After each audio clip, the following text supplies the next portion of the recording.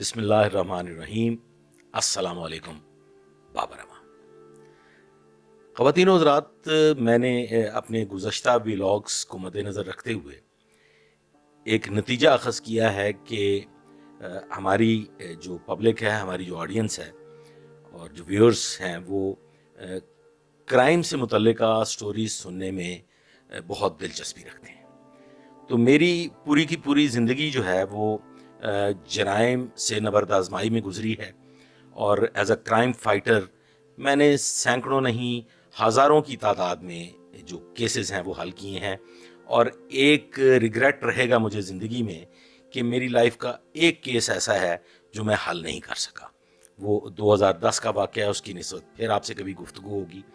आज हम बात करने जा रहे हैं एक इंतहाई सीरियस नौइयत के, इंतहाई संगीन जुर्म के बारे में।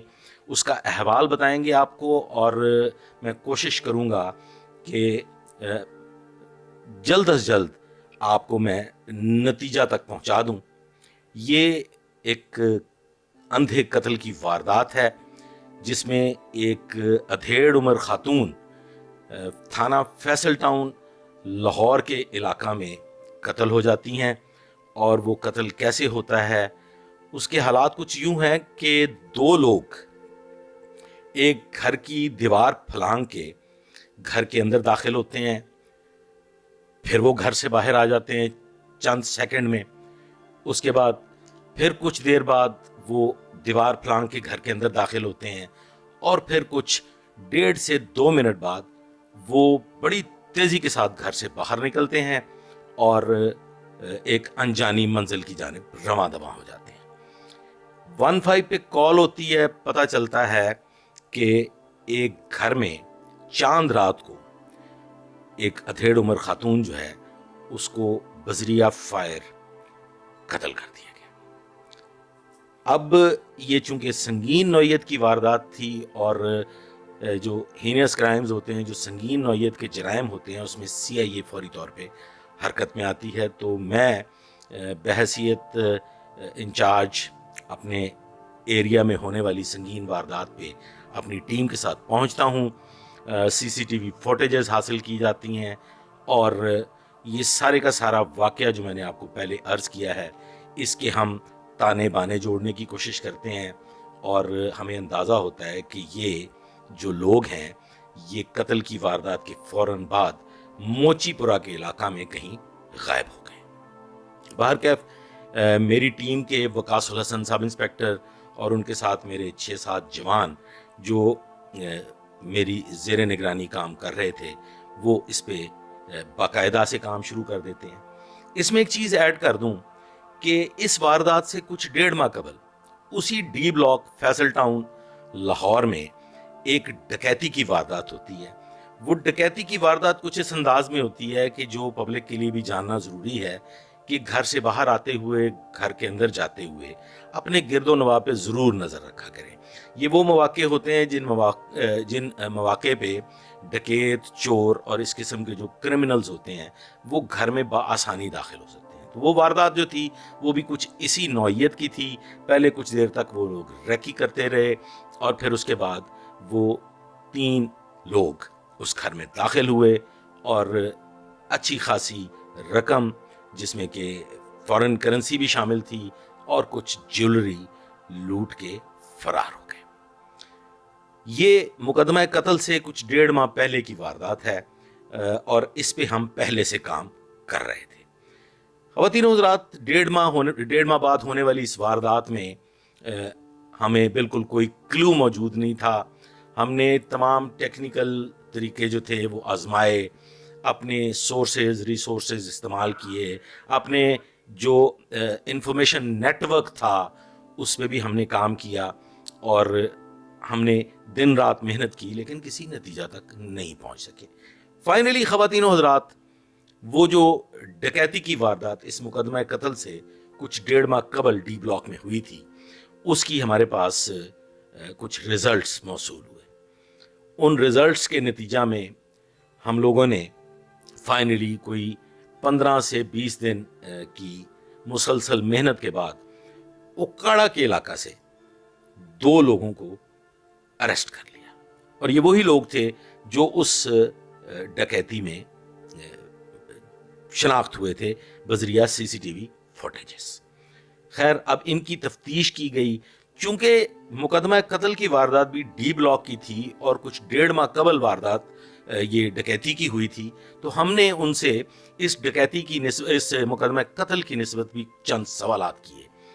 ان سوالات کی روشنی میں ہمیں ایک بڑا سالڈ کلو مل گیا اور وہ پھر تیر بہدف ہوا۔ ہمیں یہ علم میں آیا کہ اس مقدمہ قتل کی واردات میں ایک مدثر نامی لڑکا شامل ہے جو کہ ڈکیتی کی واردات کرنے والوں کا فرسٹ کزن تھا۔ یہاں میں نے تھا کا لفظ کیوں استعمال کیا یہ میں آگے چل کے آپ کو بتاتا ہوں۔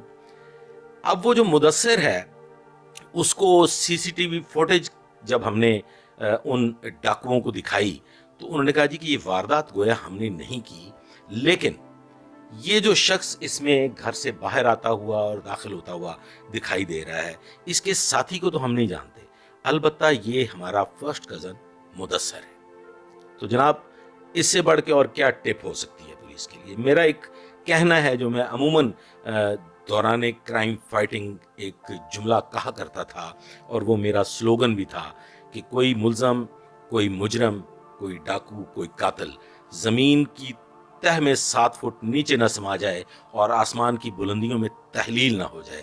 پولیس اگر محنت کرے تو کوئی مجرم، کوئی چور، کوئی ڈاکو بچ نہیں سکتا، اور بالآخر پولیس اس کو پکڑنے میں کامیاب ہو جاتی ہے۔ فائنلی ہم نے مدثر کی تلاش شروع کی۔ مدثر بہت شاطر نوجوان لڑکا تھا اور وہ پولیس کو مسلسل چکما دیتا رہا۔ ہم نے اس کے والد کو بھی اعتماد میں لیا اور اسے بتایا کہ یہ بہت سنگین نوعیت کی واردات کر چکا ہے، لہٰذا آپ کے لیے یہ مناسب رہے گا کہ آپ پولیس کے مددگار بنیں اور اس کو اپریہینڈ کرنے میں، اسے گرفتار کرنے میں ہماری مدد کریں۔ وہ اسلم نامی شخص انتہائی شریف آدمی تھا، وہ پولیس کا مددگار بھی ہوا، لیکن جو ٹریکس ہم ٹریک کر رہے تھے وہ ایک ایک رات میں لاہور سے کبھی اکاڑا، کبھی سائیوال، کبھی سیالکوٹ، کبھی راولپنڈی، کبھی اسلام آباد اور کبھی اٹک پہنچ جاتا تھا۔ تو گویا یہ ایک بھاگ دوڑ لگی ہوئی تھی، چور سپاہی کا کھیل جاری تھا، اور اس میں میں اور میری ٹیم دن رات پاگلوں کی طرح دوڑ رہے تھے، چونکہ یہ یقیناً ایک سنگین جرم تھا۔ چاند رات کو ایک گھر برباد ہوا، ایک بوڑھے میاں بیوی جو تھے وہ آپ سمجھ سکتے ہیں کہ جب ایک شوہر کی بیوی اس کی آنکھوں کے سامنے قتل ہو جائے تو اس گھر پہ کیا گزرتی ہے۔ خواتین و حضرات، آگے بڑھنے سے پہلے یہاں پہ میں ایک چیز ایڈ کر دوں کہ اس مقدمہ قتل کی واردات میں ایک محترم وکیل صاحب بطور مدعی کے معاون شامل ہوئے، اور انہوں نے یہ واردات جو تھی یہ کچھ کروڑوں کی واردات بنا دی، اور کہا کہ جی گھر سے کروڑوں روپے کے زیورات اور کیش جو ہے وہ چوری ہوا ہے، اور انہوں نے شک کا اظہار کیا مرحومہ کے بھائی پہ کہ وہ بڑا ہینڈ ٹو ماؤتھ ہے اور یہ واردات اس نے کی ہے، ورنہ واردات کے دوران قتل کی کوئی وجہ سمجھ نہیں آتی، اور یا پھر یہ قتل ہی کیا گیا ہے اور یہ اس میں شوہر شامل ہو سکتا ہے۔ لیکن خواتین و حضرات، چند منٹ میں، جو کہ 2 سے 2.5 منٹ سے بھی کم کا عرصہ بنتا ہے، اس عرصہ میں واردات کرنا، پھر وہاں سے جیولری اور کیش جو ہے وہ حاصل کرنا، یہ عقل سے بالا تر تھا، سمجھ سے بالا تر تھا۔ سمجھ نہیں آتی تھی کہ ایسا کیسے ممکن ہے کہ 2.5 منٹ میں ڈاکو جو ہیں وہ ڈکیتی بھی کر لیں، پھر قتل بھی ہو جائے۔ بہرکیف یہ راز بعد میں کھلتے ہیں، اور وہ راز کیسے کھلتے ہیں میرے ساتھ رہیے، میں آپ کو بتاتا ہوں۔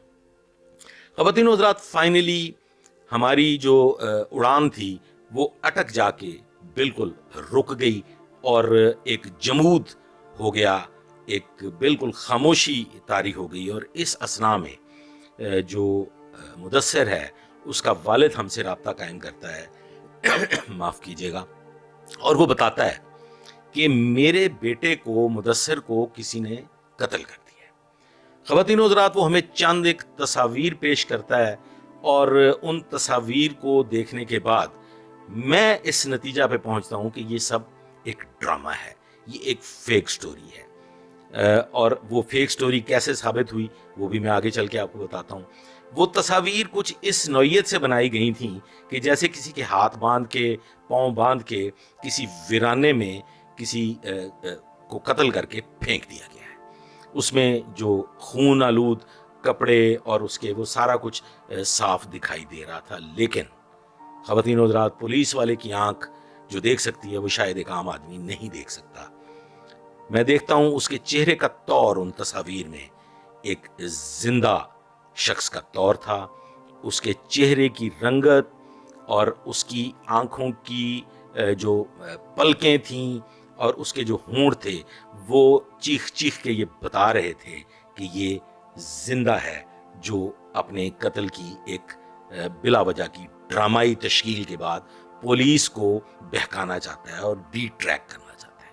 खैर, किस्सा मुख्तसर, हम लोगों ने तकरीबन 25 रोज तक दिन रात कभी सियालकोट, कभी साहिवाल, कभी ओकाड़ा, कभी मुल्तान, कभी रावलपिंडी, कभी इस्लामाबाद में गुजारे और बुरी तरह से नाकाम हो गए। यहाँ पे हमने पुलिस का एक रवायती तरीकाकार अपनाया। हमारे इल्म में आया कि मुदस्सिर एक लड़की से मोहब्बत में मुब्तला है और वो उससे शादी करना चाहता है। ये भी हमें टिप मिली कहीं से। हमने उस घर से राब्ता कायम किया और फाइनली हमें ये पता चला कि मुदस्सिर गाहे बगाहे इन मफरूरी के अयाम में उनके घर जाता रहा है और वहां जाके छुपता रहा है। हमने मकामी जो सियासी शख्सियात थी उनको शामिल किया, उनसे मदद हासिल की। उन्होंने बताया कि ये एक मफरूर को, एक मुकदमा कत्ल में मुलव्वस शख्स को पनाह देते रहे हैं, इनके लिए ये कोई अच्छी बात नहीं होगी, लिहाजा आप इन्हें मजबूर करें कि ये मुदस्सिर की गिरफ्तारी में हमारी मदद करें। तो ये रवायती तरीका कामयाब हुआ। मुदस्सिर अपनी महबूबा, अपनी होने वाली बेगम साहिबा की कॉल पे सियालकोट के एक नामालूम मकाम पे पहुंच गया। हम भी ट्रैक करते हुए उस नामालूम मकाम पे पहुंच गए और बिलाखिर हमें हमारे इल्म में आया कि यहाँ पे एक घर जो कि किसी का खाली घर था, उसमें मुदस्सिर गालबन छुपा हुआ है। उस घर की तलाशी ली गई लेकिन वहाँ मुदस्सिर नहीं मिल सका। उसे हमने ट्रैक किया, वो कुछ अपने उस महबूबा के घर तक जाता हुआ दिखाई दिया और फाइनली आफ्टरनून में मुदस्सिर हमारे हाथ आ गया। वो उसी घर में आ गया जहां पे हम पनाहगज़ीन थे, जिस घर को हमने अपने कब्जे में लिया हुआ था, और मुदस्सिर वहां गिरफ्तार हो गया। अब यहां से कहानी आगे बढ़ती है। हमें पता चलता है कि मुदस्सिर का साथी कौन है। वो एक मकामी दुकान पे बतौर सेल्समैन काम करता था।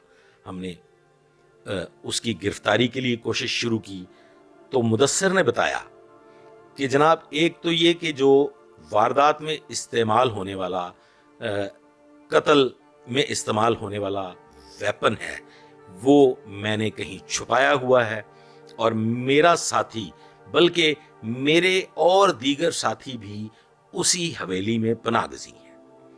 ख़वातीन व हज़रात, हमने उस इलाका को घेरे में लिया।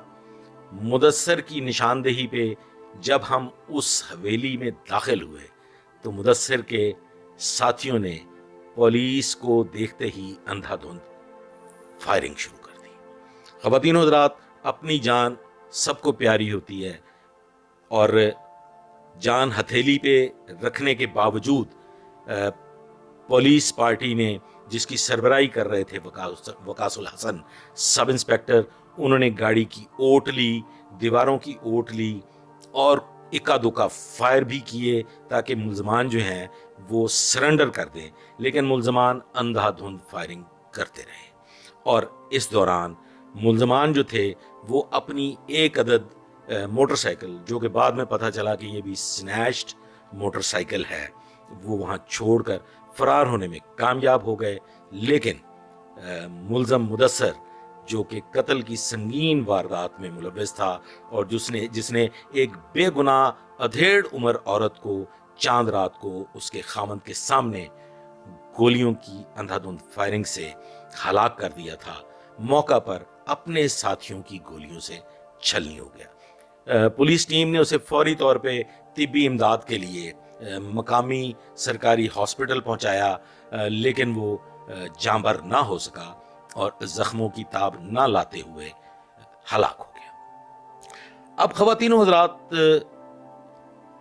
یہاں پہ جو امپورٹنٹ چیز ہے وہ امپورٹنٹ چیز یہ ہے، یہ قتل کی واردات اپنے انجام کو پہنچی، وہ ڈکیتی کے بھی تمام ملزمان گرفتار ہو گئے، ان سے ریکوریز بھی ہو گئیں، ڈکیتی میں استعمال ہونے والا ویپن بھی ریکور ہو گیا، اور بعد ازاں جو مقدمہ قتل میں ملوث دوسرا ملزم تھا جس نے وہاں فائرنگ نہیں کی تھی، وہ بھی گرفتار ہو گیا۔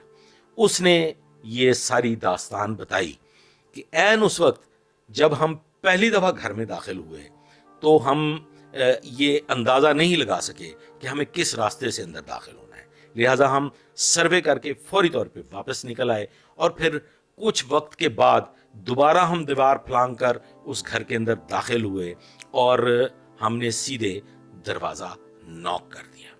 اب خواتین و حضرات، یہاں پہ گھر کے مکین جو تھے انہوں نے تھوڑی جلد بازی سے کام لیا۔ انہوں نے یہ نہیں سوچا کہ ہمارے گھر کا گیٹ تو مکفل ہے، تو پھر ہمارے گھر کا اندرونی دروازہ کیسے کھٹکھٹایا گیا۔